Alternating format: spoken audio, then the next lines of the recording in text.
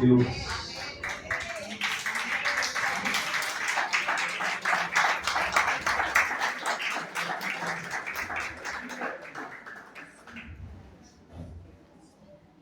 Bueno, hermano,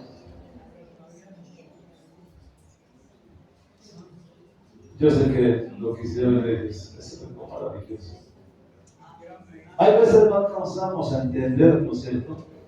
Pero sabemos, hermano, que lo que le entregamos a Dios, Dios lo cuida, lo oriente y lo dirige, hermano. Y mañana podemos tener hijos, no en contiendas, sino hijos agradables a Dios, bendito Dios de la gloria. Una buena foto para el Ricardo, hermano. Bueno, mis queridos hermanos, en esta mañana quiero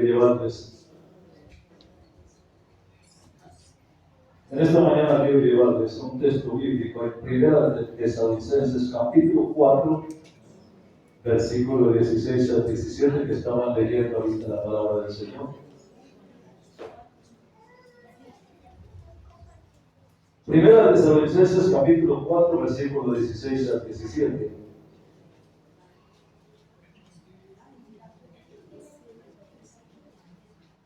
Tal vez la estaban leyendo ahorita con esta hermana. La tienen ya en sus manos. Si usted no tiene su hermano no tiene la Biblia, por favor, comparta con él la palabra del Señor esta mañana.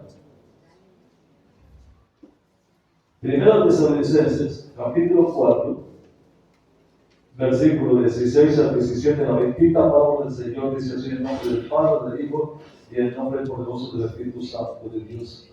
Porque el Señor mismo, con voz de mando, con voz de arcángel y con trompeta de Dios, descenderá del cielo, y los muertos en Cristo resucitarán primero. Luego, nosotros los que vivimos, los que hayamos quedado, seremos arrebatados juntamente con ellos en las nubes para recibir al Señor en el aire y estar así con Él para siempre. La gloria sea de Dios. Quiero hablar de un tema: el rapto de la iglesia y la segunda venida de mi Cristo de la gloria. Esta escritura que estábamos viendo ahorita revela que los cristianos que estén vivos, cuando ocurra el rapto, serán que arrebatados, o sea, serán raptados con los que fueron resucitados para encontrarse en el aire con el Señor. Yo sé que mis hermanos que están aquí, ustedes lo están viendo con los niños allí, han pasado por un momento difícil, donde la madre de ellos, que era la que los cuidaba también a ellos, falleció en esta semana pasada, que vimos viendo. No es fácil. No es fácil tener que enterrar un ser querido, hermano. No es fácil. Pero sí es fácil cuando tenemos a Cristo en el corazón, que nos fortalece y nos da fuerza para seguir viviendo, hermano. No es fácil porque sabemos, hermano, dónde está ella. Lo más difícil es saber que un ser querido puede y no saber para dónde se va. Pero cuando vamos a la palabra de Dios, nos encontramos que sabemos para dónde fueron y dónde se encuentra ese ser querido. Y cuando sabemos dónde se encuentra, entonces hay en nosotros una aliciente que nos da cierto pauta para levantarnos. Porque si ella se fue a la presencia de Dios, nosotros oramos para volvernos a encontrar con ella en ese lugar también. Y eso nos alienta. Este suceso aún no ha ocurrido, hermano. La venida de mi Cristo en la gloria. Este suceso no ha ocurrido, pero se va a cumplir muy pronto, hermano. Porque estamos a la posterioridad de la venida de mi Cristo en la gloria. El concepto de un rato no se encuentra en la profecía del Antiguo Testamento, no. Y fue anunciado por primera vez por Jesús en el Evangelio según San Juan, capítulo 14, versículo del 2 al 3. Él dice en esa parte: en la casa de mi papá, dice, muchas moradas hay. No dice ahora, muchas, dice. Me voy pues a preparar para vosotros. Si no, yo lo hubiera dicho. Pero voy a preparar lugar para donde yo esté, vosotros también estéis. Dios es la esperanza de nosotros como cristianos. Los discípulos se ven reunidos en el aposento alto para observar la Pascua. Y estando profundamente preocupados en cuanto a la tendencia de los sucesos que han sucedido recientemente, o sea, la muerte de Cristo. ¿Qué pasaba con ellos? Estaban preocupados: ¿qué va a hacer de nosotros? Ya se fue, nos ha dejado solos, y ahora ¿qué será el futuro nuestro? Había una preocupación en ellos. Cuando una creciente oposición entre los judíos y una conspiración para arrestar a Cristo y matarlo, ellos estaban profundamente preocupados en cuanto al futuro de ellos. Para empeorar las cosas, Jesús les había informado en el aposento que uno de ellos lo iba a traicionar. Y también le dijo que otro también lo iba a negar. Y también les había dicho que ellos lo iban a abandonar cuando fuera preso cuando saliera del puerto de Getsemaní. Jesús le dijo que no se preocuparan. Ellos habían de continuar confiando en Dios y también en Él. Entonces fue la razón para que ellos confiaran y creyeran en Él. Por eso cuando estábamos viendo Juan 14, del 2 al 3, Él estaba hablando, Él les estaba diciendo, yo me voy. O sea, cuando Él resucitó y ascendió al cielo, Él dice, yo me voy, no se preocupen, porque en la casa de mi papá, dice, no hay una sola casa, dice, muchas moradas hay. Pero me voy a preparar lugar, dice, mire, para por donde yo estoy, vosotros también estáis. Eso es una promesa. Entonces el que muere no, porque mucha gente dice, el que muere se le acabó la vida y se acabó. Ya no hay más. El que murió y punto, dice la gente. No, mano. Nosotros por la palabra del Señor sabemos que después de la muerte hay una vida mucho mejor que esta, mano. Y es lo que la palabra del Señor nos está enseñando en estos momentos. Ese es el punto importante, hermano, de la comprensión de esta doctrina, porque acá el propósito del rato es el rato es completamente diferente a la venida de mi Cristo de la gloria. Porque antes de que mi Cristo venga a la tierra, tiene que haber algo que se llama el arrebatamiento de la iglesia. En el rato vendrá a llevarse los suyos del mundo y llevarlos a la casa de su Padre. Una pregunta que impacta y que importa a todo creyente maduro es que espera el regreso del Señor. Es que cuando exactamente esto sucede, es el arrebatamiento. En Mateo capítulo 24, versículo 36, Jesús dijo, pero en aquel día y la hora nadie lo sabe, ni siquiera los ángeles del cielo, ni el Hijo, solamente lo sabe el Padre, dice.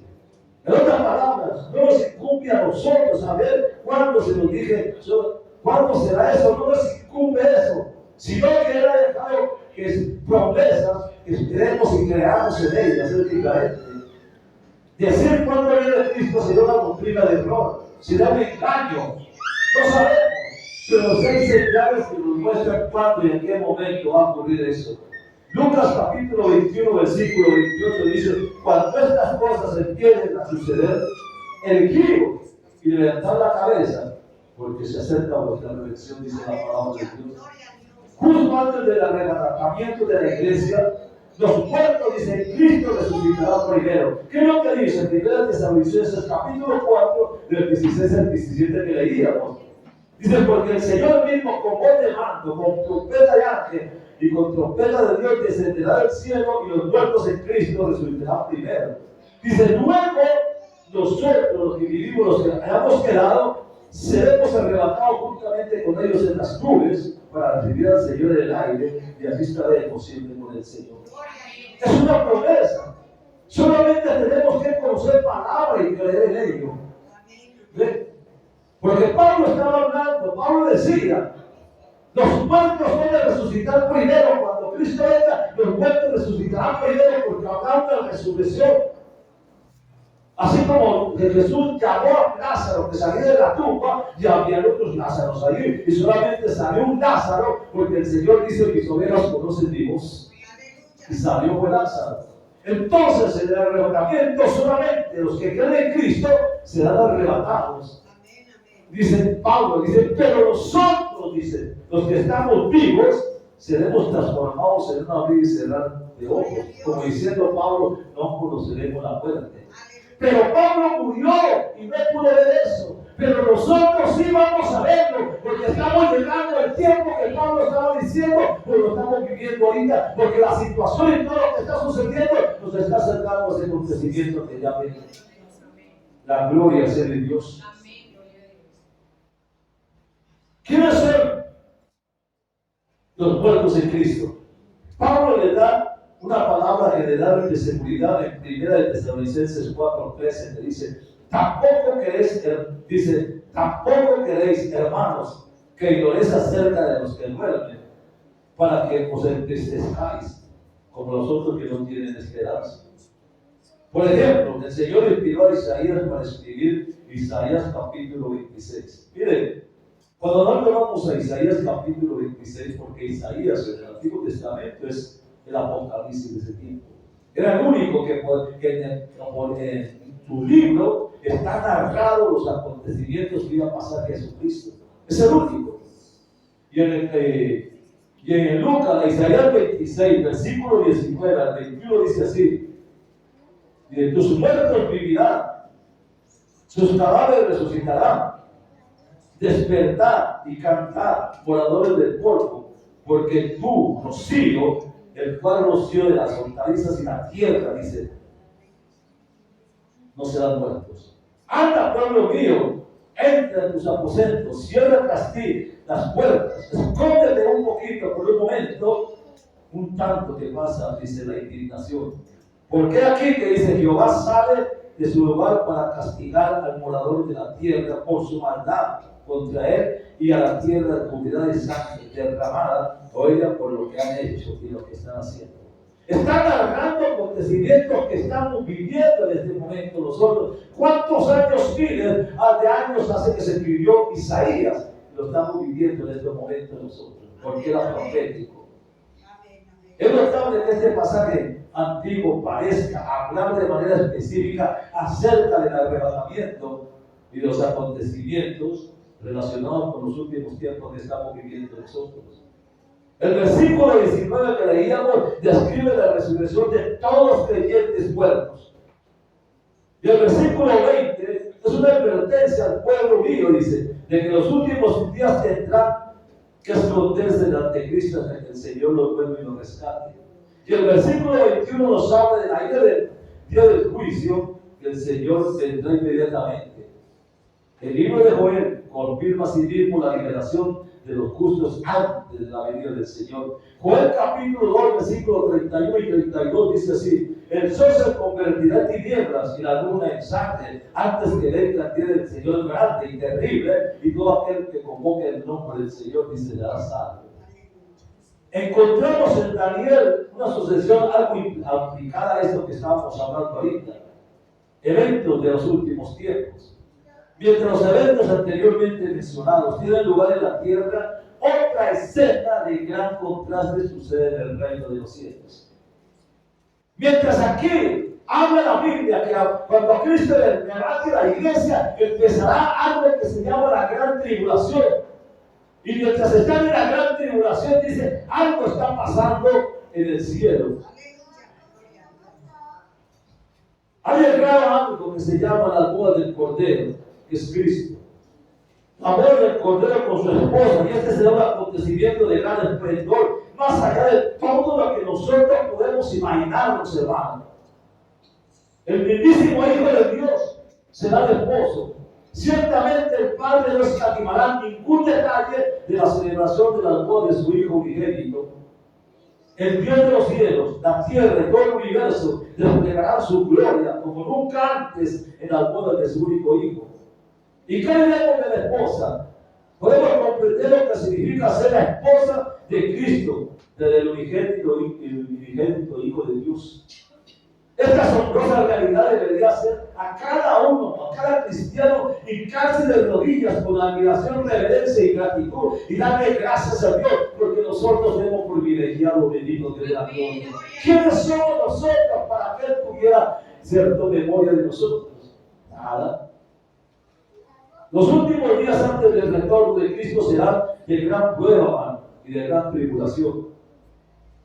El rapto de la iglesia se refiere al suceso profetizado en 1 de Tesalonicenses capítulo 4, versículos 16 al 17. Ya lo hemos leído. Cuando él dice, porque el Señor mismo, con voz de mando, con trompeta de ángel y con trompeta de Dios descenderá del cielo, y los muertos en Cristo resucitarán primero. La mano de ellos murió, pero no se quedó en la tumba, no se quedó en el crematorio, no. La madre de ellos, en el momento que murió, lo que se quedó fue el cuerpo, porque el alma y el espíritu se fueron a la presencia de Dios. Y el día que se levante, se van a levantar. Hoy estamos aquí, pero tenemos la esperanza que lo volveremos a ver con ellos en el reino del cielo. Si no manda la esperanza de estar en ese lugar. Dice, seremos arrebatados juntamente con ellos en las nubes y estaremos con él para siempre. Tengan presente también que el apóstol Pablo escribió, mas sabe esto, que en los últimos días se presentarán tiempos peligrosos y difíciles de manejar. En otro tiempo, en otras palabras, estamos viviendo tiempos difíciles. Pero lo que viene de aquí para adelante, hasta diciembre, yo le garantizo que son tiempos apocalípticos, más difíciles todavía. Segundo de Timoteo habla, capítulo 3, versículo 1 al 5, habla así.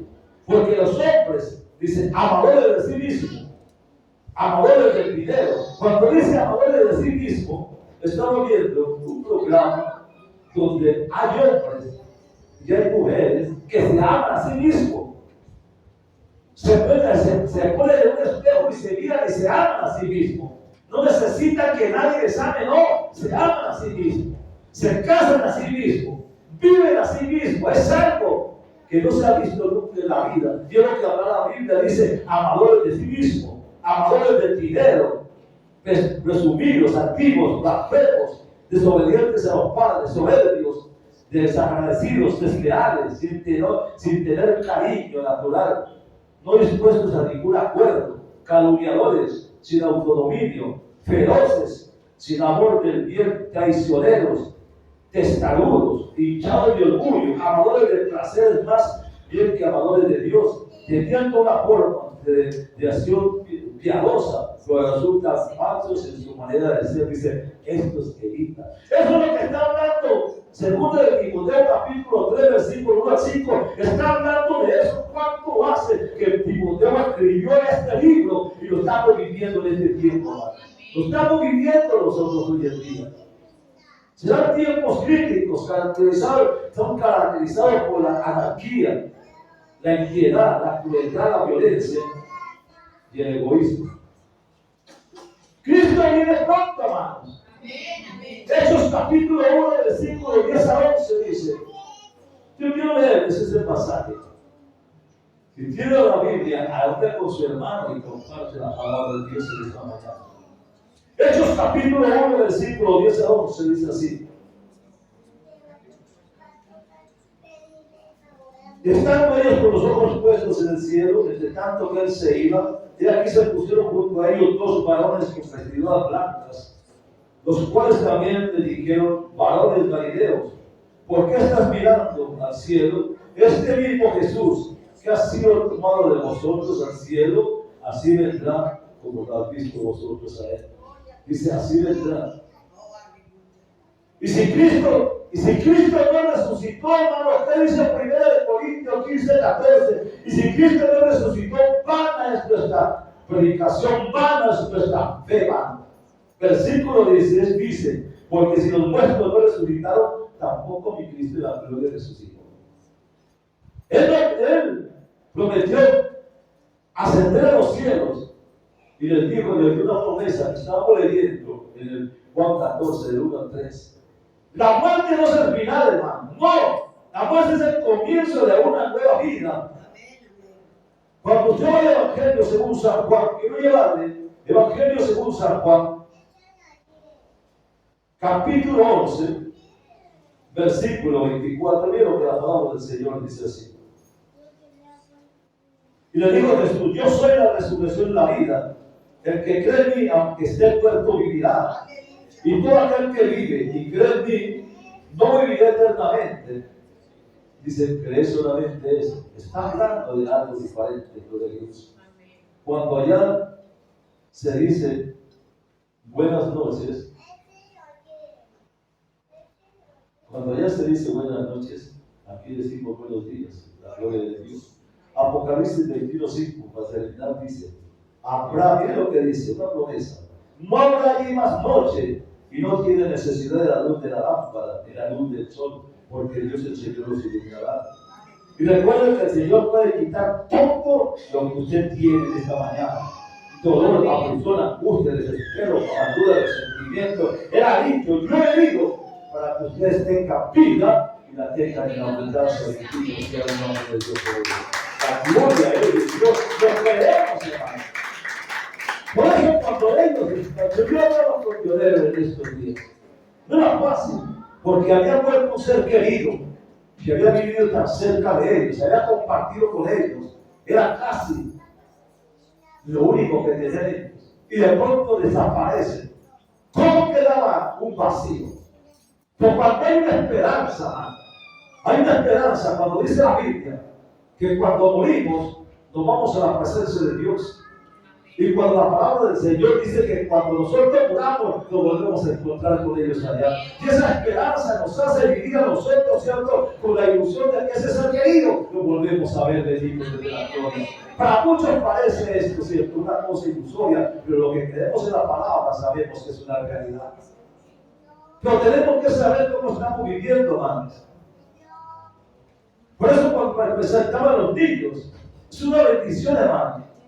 Porque cuando tenemos a escuela dominical aquí les estamos sembrando a esos niños en el corazón el temor de Dios. Porque la Biblia dice, instruye al niño en su camino pequeño y cuando sea grande nadie lo apartará de su camino. Tenemos hogares disfuncionales, hermano, donde los esposos se verbalmente someten, se golpean, se divorcian, cada uno por su lado, hermano. Yo hablo de mi hogar aquí, yo también mi hogar acá. ¿Y quién se preocupa por los hijos? No sabe para qué da. Eso no. Hermano, pero cuando estamos en el Cristo de la gloria, los hogares, ¿cierto? Son manejados no por uno, sino por la sabiduría que Dios nos da para tener hogares que verdaderamente agraden a Dios. Por la palabra del Señor habla muy claro en el Evangelio según San Juan 10:10 que el diablo no vino sino para robar, matar y destruir. Lo estamos viendo hoy en día. Pero también dice, pero yo he venido para que ustedes tengan vida y la tengan en abundancia. Bendito sea el nombre de Dios. Entonces hoy en día, hermano, esos niños ya no son de ellos, esos niños son del Señor, hermano. Y ahora el Señor tiene la obligación de cuidarlos a ellos, donde quiera que vayan. Por eso dice el Salmo 91, el ángel de Jehová campa alrededor de los que le temen y los defienden. Y entonces los hemos traído con ese propósito, de que nos dé sabiduría para poder levantar hijos que mañana verdaderamente sirvan y verdaderamente, ¿cierto? Cuando usted ve la palabra del Señor, muy claro dice la palabra del Señor que los tiempos que estamos viviendo, dice, habrá hogares donde el padre se pega con el hijo, donde el hijo golpea a su madre, donde la abuela y su madre y la suegra se golpean o se rechazan, y así sucesivamente. Y eso lo estamos viendo hoy en día, hermano. Hogares disfuncionales, donde no importa el esposo coger la esposa en un algo de ira y picarla y meterla en una bolsa de basura. Yo digo, ¿dónde está eso? Pues la palabra del Señor dice que en Génesis capítulo 6 que el Señor miró la tierra y vio que la tierra estaba llena de violencia y el pensamiento del hombre solamente era de continuar mal. ¿Dónde vemos un hogar donde un padre de familia mata a 3 niños y luego se suicida? ¿Por qué? Pues ¿saben por qué? Porque hay en el corazón de la gente, hay depresión, hay angustia, hay dolor, hay zozobra, hay soledad. Y la única solución es esa. ¿Cuántos jóvenes y adultos se suicidan en este momento?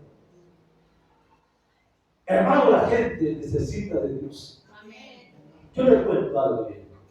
El miércoles yo venía de una reunión de pastores y tomé un taxi y me vine para Francia.